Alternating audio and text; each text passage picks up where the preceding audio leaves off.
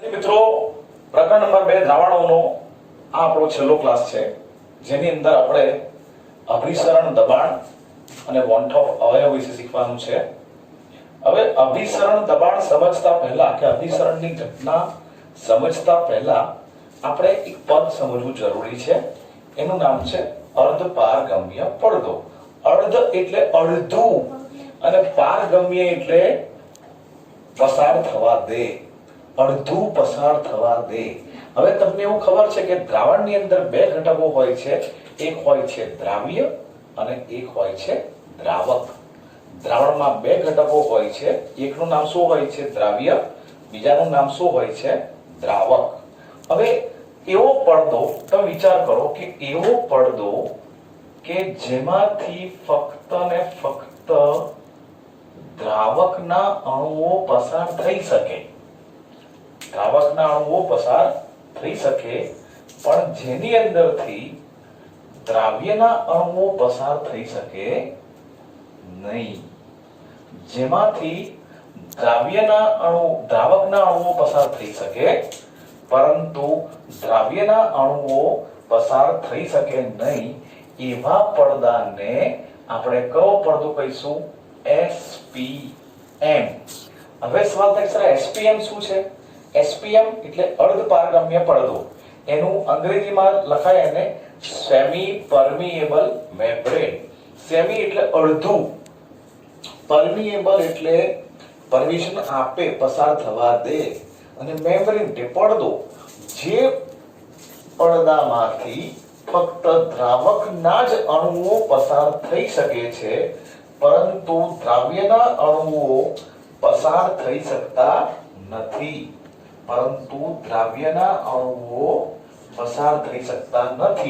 તેને શું કહેવાય? અર્ધપારગમ્ય પડદો કહેવાય. ધારો કે ખાંડનું દ્રાવણ હોય તો ફક્ત પાણીના અણુઓ પસાર થઈ જાય પરંતુ ખાંડના અણુઓ પસાર ન થાય.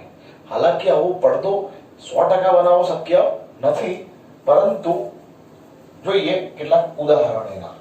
પાર્ચમેન્ટ પેપર, સેલોફેન પેપર, વનસ્પતિ કોષની કોષ દિવાલ, ઉપરાંત આપણા શરીરમાં જે કિડની છે, કિડનીના સેલને નેફ્રોન્સ કહેવાય. કિડનીના સેલને નેફ્રોન્સ કહેવાય. એ નેફ્રોન પણ આ જ પ્રકારના સેલ છે. એટલે તમે એવું કહી શકો કે મૂત્રાશયની કોથળી પણ અર્ધપારગમ્ય પડદાનું ઉદાહરણ છે. ફરી એકવાર આપણે રિપીટ કરી લઈએ. જે પડદામાંથી ફક્ત ને ફક્ત દ્રાવકના જ અણુઓ પસાર થઈ શકે પરંતુ દ્રાવ્યના અણુઓ પસાર થઈ શકે નહીં, એ પડદાને અર્ધપારગમ્ય પડદો કહેવાય. અર્ધપારગમ્ય પડદાને SPM કહેવાય. S એટલે સેમી, P એટલે પરમિએબલ, M એટલે મેમ્બ્રેન. હવે કયા કયા ઉદાહરણ છે? આ બધા સિન્થેટિકલી પ્રિપેર્ડ પડદા છે. પાર્ચમેન્ટ પેપર, સેલોફેન પેપર, વનસ્પતિ કોષની કોષ દિવાલ, મૂત્રાશયની કોથળી, આ બધા અર્ધપારગમ્ય પડદાના ઉદાહરણ છે. હવે જરા ધ્યાન રાખીએ, કોને કહેવાય? અભિસરણ. હવે અભિસરણ સમજતા પહેલા આપણે એક ઉદાહરણ જોઈએ. આ ઉદાહરણથી આપણને બહુ ખ્યાલ આવી જશે કે શું કહેવા માંગે છે એ. ધારો કે આપણી પાસે સૂકી દ્રાક્ષ છે. આ સૂકી દ્રાક્ષને આપણે પાણીમાં મૂકીએ તો શું થશે? સૂકી દ્રાક્ષની અંદર પાણી જશે, સૂકી દ્રાક્ષની અંદર પાણી જશે, સૂકી દ્રાક્ષ ફૂલી જશે, સૂકી દ્રાક્ષનું કદ વધી જશે. સવાલ થાય આવું કેમ થયું? બીજું ઉદાહરણ જોઈએ. શાકભાજી અને આ જે ફૂલોના વેપારીઓ હોય છે, માળી લોકો હોય છે, તમે જોયું હોય તો એ ફૂલો ઉપર પાણીનો છંટકાવ કરતા હોય છે. અમુક સમયના અંતરે એ ફૂલો ઉપર પાણીનો છંટકાવ કરતા હોય છે. શાકભાજી વાળા અમુક સમયે શાકભાજી જે હોય એમનું એની પર પાણીનો છંટકાવ કરતા હોય, એને ભીના કપડાથી ઉપર એને ઢાંકતા હોય. સવાલ થાય કે આવું કરવાથી ફાયદો શું? હવે આ બધી વસ્તુઓ જે છે એ ઘટના સાથે સંકળાયેલી છે અને આ ઘટનાનું નામ છે અભિસરણ. આ ઘટનાનું નામ શું છે? અભિસરણ. હવે કોને કહેવાય અભિસરણ? તો મેં એક આકૃતિ દોરી છે, સાદી આકૃતિ, જલ્દી ખબર પડશે તમને. જ્યારે દ્રાવક અને દ્રાવણ વચ્ચે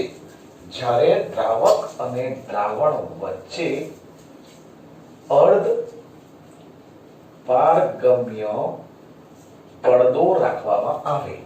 ધ્યાન રાખજો વિદ્યાર્થી મિત્રો, આ શું છે આપણો, આ જે આ લાઈન છે એ લાઈન શું છે આપણી એસપીએમ. આ જે છે એ શું છે, અર્ધપારગમ્ય પડદો છે. જ્યારે દ્રાવ્ય અને દ્રાવક અને દ્રાવણ વચ્ચે અર્ધપારગમ્ય પડદો રાખવામાં આવે ત્યારે દ્રાવકના અણુઓ આપમેળે પોતાની જાતે જ, આમાં કોઈ જાતનું દબાણ બહારનું આપવાની જરૂર નથી, કોઈ જાતનું ગરમ કરવાની જરૂર નથી, કોઈ જાતનું ઠંડુ પડવાની જરૂર નથી.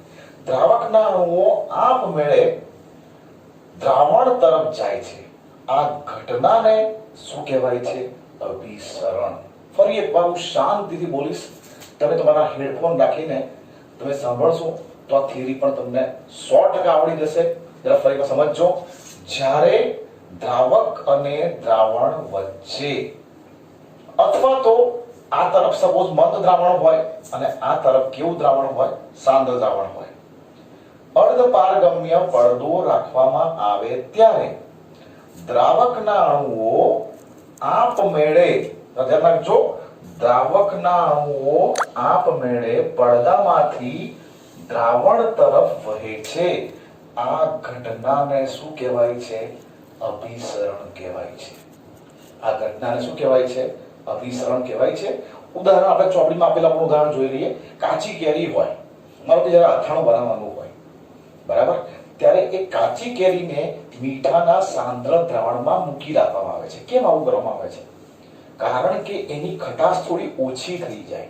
કારણ કે જ્યારે તમે મીઠાના દ્રાવણમાં મૂકો તો કાચી કેરીની અંદર મંદ દ્રાવણ છે, આ મીઠાનું દ્રાવણ કેવું દ્રાવણ છે, સાંદ્ર દ્રાવણ છે. એટલે કાચી કેરીમાં રહેલું જે પાણી જે છે એ બધું ક્યાં નીકળી જશે, મીઠાના દ્રાવણ તરફ જશે. એટલે શું થાય, સંકોચાય. એટલે કાચી કેરીને જ્યારે મીઠાના સાંદ્ર દ્રાવણમાં મૂકવામાં આવે તો શું થાય છે, સંકોચાય છે. બીજું ઉદાહરણ જોઈએ. આ ઉદાહરણ નંબર 1 હતું. ઉદાહરણ નંબર 2 જોઈએ. કરમાયેલા ફૂલને પાણીમાં મૂકીએ તો એ કરમાયેલા ફૂલ જે છે એની અંદર દ્રાવણ છે અને પાણી શું છે, દ્રાવક છે. વનસ્પતિ કોષની કોષ દિવાલ શું છે, એક અર્ધપારગમ્ય પડદો છે. તો કરમાયેલા જે ફૂલ છે એની અંદર પાણી વનસ્પતિ કોષના મારફતે દાખલ થશે. હવે દાખલ થશે એટલે એનું કદ વધશે. કદ વધે એટલે ફૂલ કેવા લાગે, આપણને તાજા લાગે. એનો મતલબ એવો થયો કે કરમાયેલા ફૂલનું ને પાણીમાં મૂકીએ તો થોડા તાજા લાગે, બરાબર. એ પણ કઈ ઘટનાનું ઉદાહરણ છે, અભિસરણની ઘટનાનું ઉદાહરણ જ છે. સૂકી દ્રાક્ષને પાણીમાં મૂકો, સૂકી દ્રાક્ષ ફૂલી જાય, એ પણ શેનું ઉદાહરણ છે, અભિસરણની ઘટનાનું ઉદાહરણ છે. એકદમ લીલા રંગની દ્રાક્ષ કે જે આપણે કહીએ કે ભાઈ રસથી ભરપૂર કોઈ દ્રાક્ષ હોય, તમે એને મીઠાના દ્રાવણમાં મૂકો તો સંકોચાઈ જાય. કેમ સંકોચાઈ જાય? કારણ કે એ પણ કઈ ઘટનાનું ઉદાહરણ છે, અભિસરણ.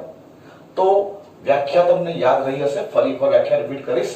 જ્યારે દ્રાવક અને દ્રાવણ વચ્ચે અથવા તો મંદ દ્રાવણ અને સાંદ્ર દ્રાવણ વચ્ચે અર્ધપારગમ્ય પડદો રાખવામાં આવે છે ત્યારે દ્રાવકના અણુઓ આપમેળે એ અર્ધપારગમ્ય પડદામાંથી દ્રાવણ તરફ વહે છે. એટલે અણુઓ ક્યાંથી ક્યાં તરફ જાય છે, દ્રાવકથી દ્રાવણ તરફ જાય છે. અથવા તો મંદ દ્રાવણમાંથી કઈ તરફ જાય છે, સાંદ્ર દ્રાવણ તરફ જાય છે. આ ઘટનાને શું કહેવાય છે, અભિસરણ. હવે ધારો કે આપણે અભિસરણની ઘટના નથી થવા દેવી, મતલબ કે દ્રાવકના અણુઓને દ્રાવણમાં જતા રોકવા છે, તો આપણે શું કરવું પડે, કંઈક દબાણ લગાડવું પડે. એ દબાણ જે છે એને અભિસરણ દબાણ કહેવાય. અહીંયા બીજો પોઈન્ટ સમજીએ આપણે, કોઈ અભિસરણ દબાણ કોને કહેવાય. અહીંયા સમજીએ કોઈ અભિસરણ દબાણ શું છે. હવે દ્રાવક અને દ્રાવણ બંનેનું દબાણ ધારો કે શરૂઆતમાં P એટમોસ્ફિયર છે. P એટલે દબાણ છે અને એટમોસ્ફિયર એટલે P દબાણનું એકમ છે, એટમોસ્ફિયર. હવે દ્રાવકના અણુઓ કઈથી કઈ તરફ જાય છે, આપણને ખ્યાલ છે કે ભાઈ દ્રાવકના અણુઓ ધારો કે આ તરફ પણ દબાણ અત્યારે ધારો કે P છે, આ તરફ પણ દબાણ કયું છે, P છે, બરાબર. હવે દ્રાવકના અણુઓને દ્રાવણની અંદર જતા રોકવા માટે આપણે દબાણ લગાડવું પડે. એ દબાણ કઈ તરફથી લગાડવું પડે, દ્રાવણ તરફથી લગાડવું પડે. એ દબાણ કઈ તરફથી લગાડવું પડે, આપણે દ્રાવણ તરફથી લગાડવું પડે. તો જે ધારો કે આપણે પાઈ વાતાવરણ જેટલું દબાણ આપીએ કે જેથી અહીંયાથી જે દ્રાવકના અણુઓ આવે છે, અહીંયાથી જે દ્રાવકના અણુઓ અહીંયા આવે છે, અહીંયા દ્રાવકના અણુઓ આમથી આમ જવાનો ટ્રાય કરે છે. હવે જે દબાણ આપવાથી દ્રાવકમાંથી આવતા અણુઓનો પ્રવાહ આપણે રોકી શકીએ, એ દબાણને કયું દબાણ કહેવાશે? અભિસરણ દબાણ. તો અભિસરણ દબાણની વ્યાખ્યા શું થઈ? તો અહીંયા આપણે એક અભિસરણ દબાણની વ્યાખ્યા પણ જરા જોઈ લઈએ તો આપણને ક્લિયર થશે કે આ શું કહેવા માંગે છે. જે દબાણ આપવાથી દ્રાવણ તરફથી જે દબાણ આપવાથી અભિસરણની ઘટનાને રોકી શકાય. તો અહીંયા હું ફરી એક વ્યાખ્યા લખીશ. અભિસરણ દબાણ, અભિસરણ દબાણ જે છે એની સંજ્ઞા, આની જે સંજ્ઞા જે છે અભિસરણ દબાણની, એક સંજ્ઞા છે પાઈ. તો અભિસરણની ઘટના રોકવા માટે અભિસરણ દરમિયાન દ્રાવકના પ્રવાહને દ્રાવણ તરફ જતો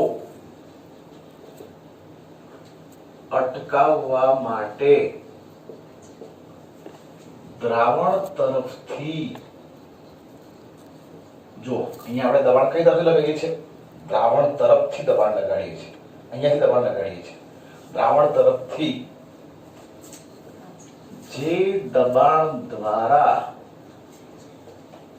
અટકાવી શકાય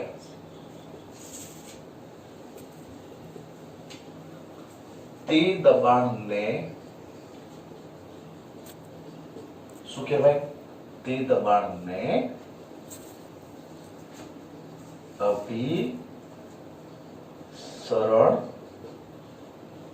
દબાણ પાઈ કહે છે. અભિસરણ દરમિયાન શું થાય છે? દ્રાવકમાંથી દ્રાવણનો પ્રવાહ દ્રાવણ તરફ આવે છે. હવે આપણે જે દબાણ દ્વારા, માનો કે આપણે અહીંયા પાઈ એટમોસ્ફિયર, બંને તરફ પી દબાણ હતું, હવે પાઈ જેટલું વધારાનું દબાણ આપીને આ ઘટના આપણે રોકી શકીએ છીએ. તો આ જે દબાણ દ્વારા અભિસરણની ઘટના અટકાવી શકાય, આ દબાણને કયું દબાણ કહેવાશે? આ કયું દબાણ કહેવાય? આ પાઈ જે છે એને કયું દબાણ કહેવાશે? અભિસરણ દબાણ. સાદી ભાષામાં વાત કરીએ તો જે દબાણ દ્વારા અભિસરણની ઘટના અટકાવી શકાય એને અભિસરણ દબાણ કહેવાય. અને અભિસરણ દબાણની જે સંજ્ઞા જે છે એ કઈ છે? પાઈ છે.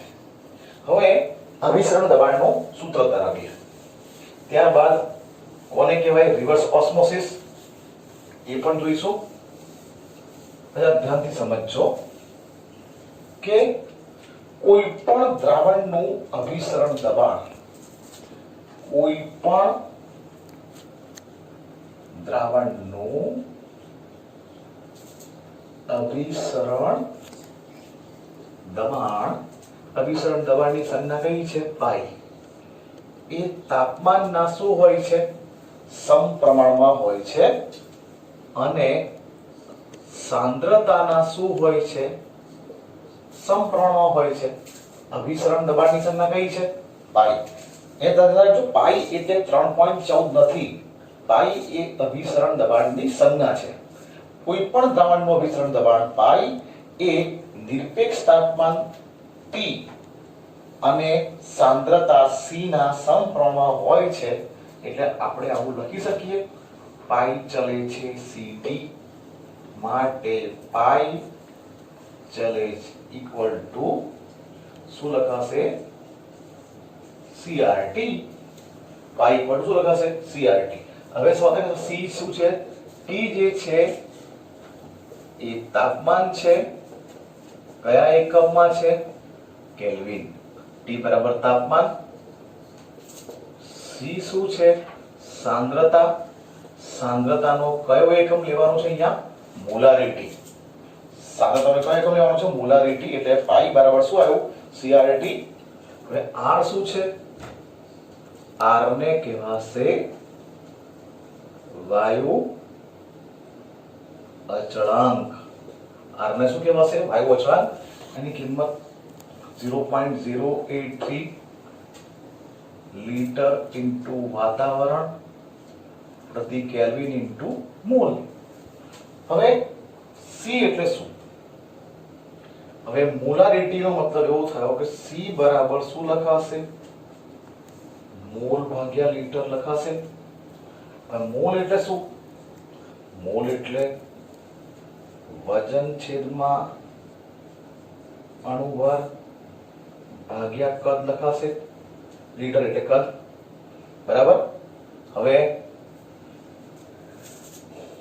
વજનનું સંજ્ઞા આપણે W લઈ લઈએ, અણુભારનો સિમ્બોલ આપણે M લઈ લઈએ, કદનો સિમ્બોલ V લઈ લઈએ, તો આવું લખાશે W/M એટલે મોલ થઈ ગયું અને લીટર W/mv લખાશે.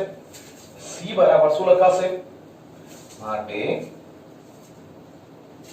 પાઈ બરાબર આવું પણ તમે લખી શકો N/VRT પણ લખી શકાય. કારણ કે મોલ ને આપણે N કહીએ, કદને V કહીએ, તો આવું પણ લખી શકાય. પણ N બરાબર શું થાય એ પણ તમને ખબર જ છે. પણ N બરાબર શું લખાશે? W/m. સૂત્ર આવું લખાશે WRT/mv. અહીંયા પાઈ એટલે અભિસરણ દબાણ. ધ્યાન રાખજો, દ્રાવણના અભિસરણ દબાણની સંજ્ઞા કઈ છે? પાઈ છે. બરાબર. તો આ થયું અભિસરણ દબાણનું સૂત્ર.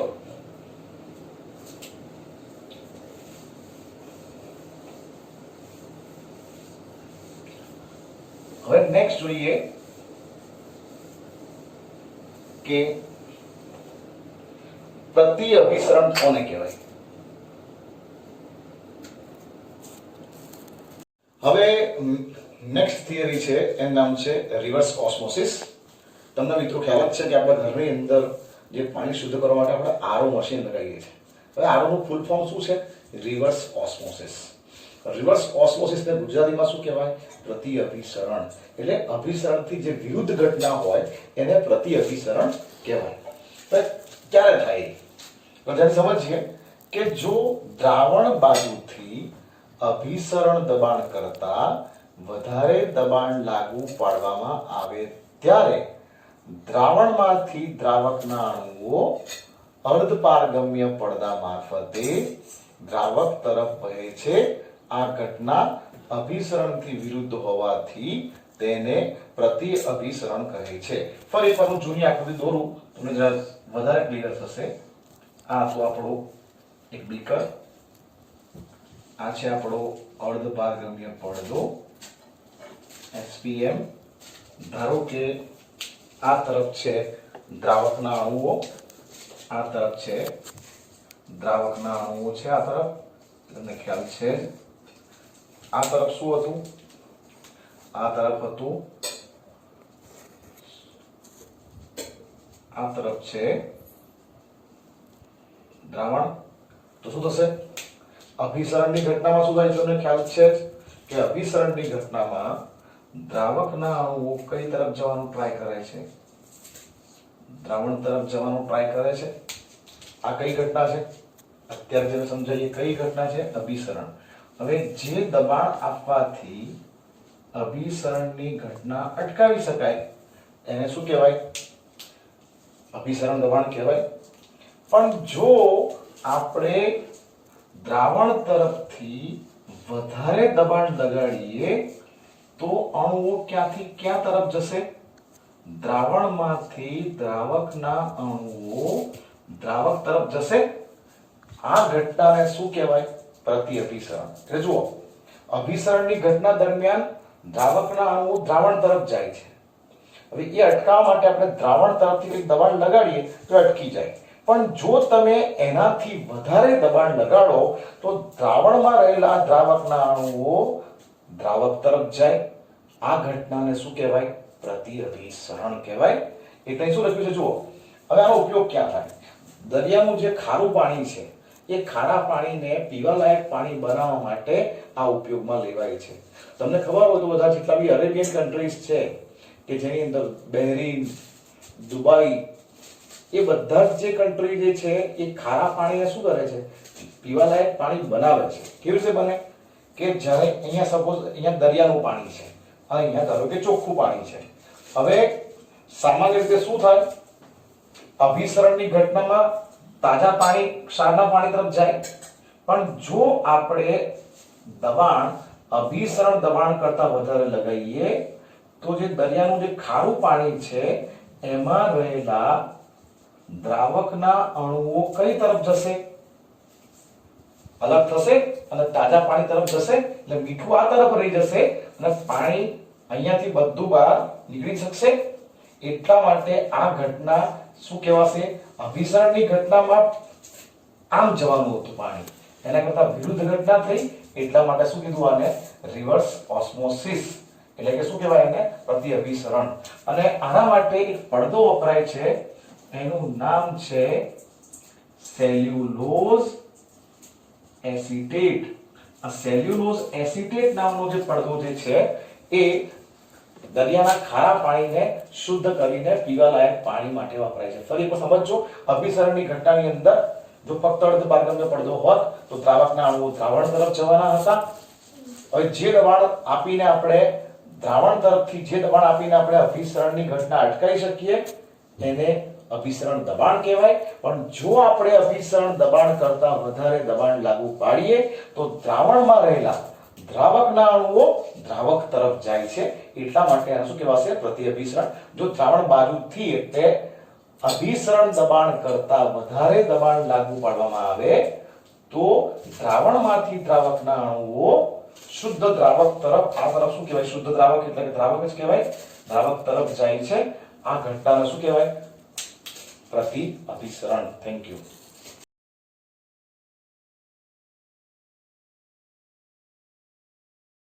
મિત્રો, આ જ પ્રકરણની સૌથી લાસ્ટ થિયરી છે, એનું નામ છે વોન્ટ ઓફ અવયવ. વોન્ટ ઓફ અવયવનું સિમ્બોલ છે I.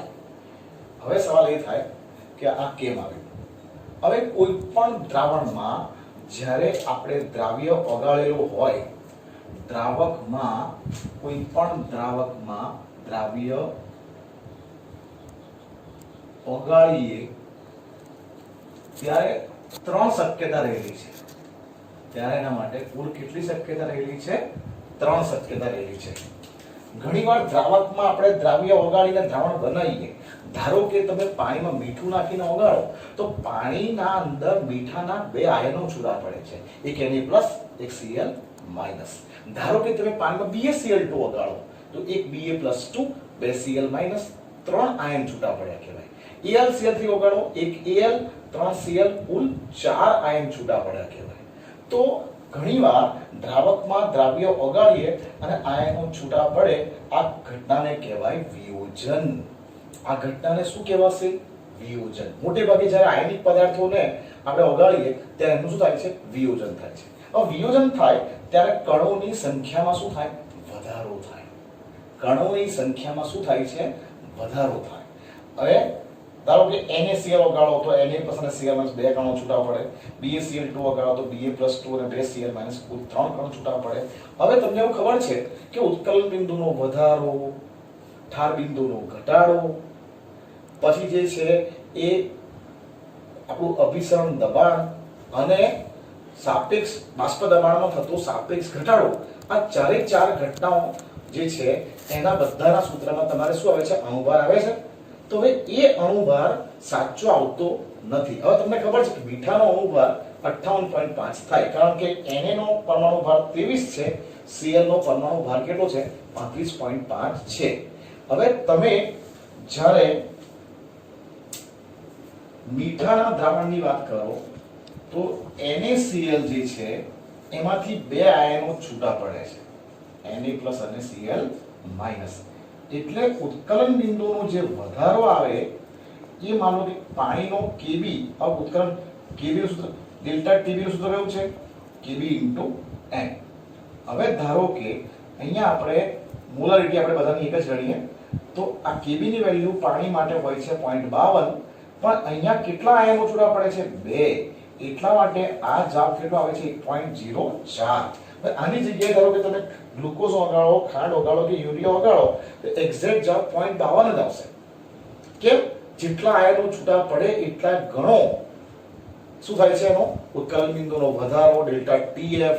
તો NaCl નો સૈદ્ધાંતિક અણુભાર આવવો જોઈએ 58.5, પણ જ્યારે આ સૂત્ર જે તમને ખબર જ છે કે આની ડિટેલ હજુ સૂત્ર પણ આપણે લખી શકીએ કે ભાઈ ડેલ્ટા TB બરાબર Kb m બરાબર તમે આવું ભણી ગયા છો Kb W2/m2 1000 છેદમાં શું આવશે W1. તો આ સૂત્રનો મૂકીને તમે જ્યારે પદાર્થનો અણુભાર શોધશો તો એ અણુભાર જે છે એને કયો અણુભાર કહેવાશે? પ્રાયોગિક અણુભાર કહેવાય. અને એ પ્રાયોગિક અણુભાર કેવો આવે છે? અલગ આવે છે. આ અલગ અણુભારને આપણે કયો અણુભાર કહીશું? આ અલગ અણુભારને આપણે કયો અણુભાર કહી શકીએ?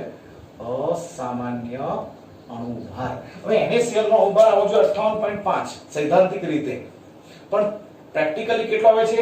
29.25, અડધો આવ્યો. ધારો કે BaCl2 નો અણુભાર ધારો કે 90 આવવો જોઈએ, એની જગ્યાએ કેટલો આવશે? 30 આવશે. ધારો કે AlCl નો અણુભાર ધારો કે સમજવા ખાતર 100 આવવો જોઈએ, એની જગ્યાએ કેટલો આવશે? 25 આવશે. મતલબ કે અલગ આવે છે. આ જે પ્રાયોગિક અણુભાર સૈદ્ધાંતિક અણુભાર જેટલો આવતો નથી. આ અણુભારને આપણે કયો અણુભાર કહીએ છીએ? અસામાન્ય અણુભાર. 4 સૂત્રો તમને ખબર જ છે. ડેલ્ટા TB બરાબર Kb m, ડેલ્ટા TF બરાબર Kf m, પાઈ બરાબર હમણાં સૂત્ર બતાવ્યું પાઈ બરાબર WRT/mv. આ બધા સૂત્રોથી જે આવે છે અણુભાર એ સાચો આવતો નથી. એને કયો અણુભાર કહેવાશે? અસામાન્ય અણુભાર. હવે ઘણીવાર એવું થાય કે દ્રાવણની અંદર આપણે દ્રાવક ઓગાળીએ ત્યારે આયનો અણુઓ જોડાય. અણુઓ જોડાવાની ઘટનાને આપણે કહીએ એસોસિએશન. એસોસિએશનને ગુજરાતીમાં કહેવાય સુયોજન. માનો કે એસિટિક એસિડ છે. હવે એસિટિક એસિડને જ્યારે ઓગાળીએ, બેન્ઝીન છે, કેરોસીન છે, એમાં ઓગાળીએ તો એના બબ્બે અણુઓ જોઈન્ટ થઈ જાય છે. દરેક બબ્બે અણુઓ જોઈન્ટ થાય છે, હાઇડ્રોજન બંધ. જો આ એસિટિક એસિડ શું જોયું? CH3COOH. આ એસિટિક એસિડનો એક અણુ છે, એસિટિક એસિડનો બીજો અણુ છે. હવે આ બે વચ્ચે કયો બંધ બન્યો છે? અહીંયા હાઇડ્રોજન બંધ. હવે દરેક બબ્બે અણુના જોડકા થયા. તમે વિચાર કરો કે ધારો કે 100 અણુ ઓગાળ્યા છે તો 50 જોડ થઈ, 50 પેર બની. હવે 50 પેર બને એટલા માટે અણુભાર જે આવવો જોઈએ એના કરતા કેવો આવે છે?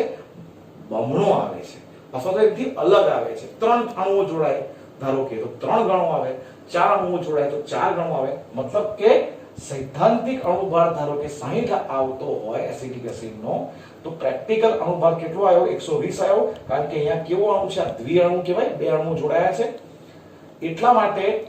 અને જ્યારે દ્રાવણમાં દ્રાવ્યનું સુયોજન કે વિયોજન થતું ન હોય, દાખલા તરીકે ગ્લુકોઝ છે, ખાંડ છે, યુરિયા છે, આ બધા પદાર્થોનો સૈદ્ધાંતિક અણુભાર જે આવે એ જ અણુભાર પ્રાયોગિક આવે. દાખલા તરીકે ગ્લુકોઝનો સૈદ્ધાંતિક અણુભાર 180 છે તો પ્રાયોગિક અણુભાર પણ 180 જ છે. યુરિયાનો સૈદ્ધાંતિક અણુભાર 60 છે તો યુરિયાનો પ્રાયોગિક અણુભાર પણ કેટલો છે? 60 જ છે. તો આ કેસ માટે જરૂર નથી પડતી, પણ આ બંને માટે અલગ આવ્યો. આ અણુભારને પણ આ જે પ્રાયોગિક અણુભાર છે સૈદ્ધાંતિક કરતા અલગ આવે એને આપણે કયો અણુભાર કહીશું? અસામાન્ય અણુભાર કહીશું. એટલે વોન્ટોફ નામના વૈજ્ઞાનિકે એક અવયવ દાખલ કર્યો, એનું નામ છે વોન્ટોફ અવયવ. હવે વોન્ટોફ અવયવ છે શું? અહીંયા સમજી લઈએ કે વોન્ટોફ અવયવ શું છે. તો વોન્ટોફ અવયવ જે છે એ I એનું સૂત્ર છે સામાન્ય અણુભાર, એનું સૂત્ર છે સામાન્ય, સાદી ભાષામાં કહી દઈએ સૈદ્ધાંતિક અણુભાર છેદમાં અસામાન્ય, સાદી ભાષામાં કયો અણુભાર કહેવાય? એને પ્રાયોગિક અણુભાર. તો આ એને અસામાન્ય અણુભારને સામાન્યમાં કન્વર્ટ કરવા માટે એક અવયવ વડે ગુણવો પડે, એને કહેવાય વોન્ટોફ અવયવ I. તો અસામાન્ય અણુભાર ને તમે કોઈ સંખ્યા વડે ગુણશો એટલે તમારો અણુભાર નોર્મલ આવી જશે, સામાન્ય આવી જશે. એટલા માટે એને કહેવાય વોન્ટોફ અવયવ I. I નું સૂત્ર કેવું છે? સામાન્ય અણુભાર છેદમાં અસામાન્ય અણુભાર. અથવા તો યાદ રાખજો કે પ્રાયોગિક સંખ્યાત્મક ગુણધર્મો છેદમાં સૈદ્ધાંતિક સંખ્યાત્મક ગુણધર્મો. અહીંયા સમજો, જ્યારે વિયોજન થતું હોય તો i ની કિંમત 1 કરતા વધારે હોય, જ્યારે સુયોજન થતું હોય તો i ની કિંમત 1 કરતા નાની હોય, અને જો સુયોજન અથવા તો વિયોજન ન થાય તો i કેટલો હશે? એક્ઝેક્ટ 1. કેમ? યાદ કરો, આપણે NaCl નો પ્રાયોગિક અણુ સૈદ્ધાંતિક અણુભાર કેટલો હતો? યાદ કરો. NaCl માટે શું હતું? યાદ કરો. NaCl માટે પ્રેક્ટિકલ અણુભાર 29 પોઈન્ટ કેટલો હતો? 25 હતો, અને સૈદ્ધાંતિક કેટલો હતો? 58.5 હતો. તો જવાબ કેટલો આવ્યો તમારો? 2 આવ્યો. તો વિયોજન થાય છે NaCl નું, તો વિયોજન થાય તો વિયોજનના કેસમાં i ની કિંમત શું થાય? 1 કરતા વધારે થાય. હવે ધારો કે એસિડિક એસિડની વાત કરો કે ભાઈ એસિડિક એસિડ માટે યાદ કરો, સૈદ્ધાંતિક અણુભાર કેટલો હતો? 60, પણ પ્રેક્ટિકલ અણુભાર કેટલો હતો? 120. તો તમારો જવાબ કેટલો આવ્યો? 1/2. તો જ્યારે દ્રાવણમાં દ્રાવકનું સુયોજન થાય, દ્રાવ્યનું સુયોજન થાય તો i ની કિંમત કેટલી આવે? 1 કરતા ઓછી આવે. પણ ગ્લુકોઝ, ખાંડ અને યુરિયા માટે સૈદ્ધાંતિક અને પ્રાયોગિક અણુભાર બંને સરખા જ છે, એટલા એના માટે i ની કિંમત કેટલી કહેવાય? 1 કહેવાય. એટલે એને એવું કહ્યું કે જે આપણા જે સૂત્રો હતા એ સૂત્રમાં થોડો સુધારો કરવો પડશે. હવે આપણા પહેલા સૂત્ર કેવા હતા કે ભાઈ ડેલ્ટા ટીબી બરાબર શું હતું? કેવી ઇન્ટુ એમ હતું. હવે વનફફે એવું કીધું કે આ બધા સૂત્રોમાં થોડી ભૂલ આવશે, એટલે એમાં થોડું સુધારો જરૂરી છે. એટલા માટે આ સૂત્ર કેવું બની જશે? હવે ડેલ્ટા ટીબી બરાબર i ઇન્ટુ કેવી ઇન્ટુ એમ. હવે યાદ કરો, બીજું સૂત્ર કયું હતું આપણે? ડેલ્ટા ટીએફ બરાબર કેએફ ઇન્ટુ એમ હતું, ઉત્થાન બિંદુના ઘટાડા માટે. એમાં પણ સુધારો થશે. શું થશે? ડેલ્ટા ટીએફ બરાબર i into KF into M. પછી યાદ કરો સૂત્ર કે ભાઈ P01 minus P1 upon P01 બરાબર શું હતું? કે ભાઈ N2 upon N1 plus N2 હતું. તો આની જગ્યા પર પણ શું આવશે? i. હવે ચોથું સૂત્ર યાદ કરો, શું હતું? પાઈ બરાબર CRT હતું. CRT ની જગ્યાએ WRT/mv પણ લખી શકાય. તો એને શું કીધું? સૂત્રમાં સુધારો કરવા પડશે. શું થશે? પાઈ બરાબર i ઇન્ટુ CRT. તો આ સૂત્રોની મદદથી જે આપણે અણુભાર શોધશું, હવે કેવા આવશે? સાચા આવશે, કારણ કે આપણે શું કર્યું છે? એમાં i ને ગુણી લીધા છે એટલા માટે. Thank you.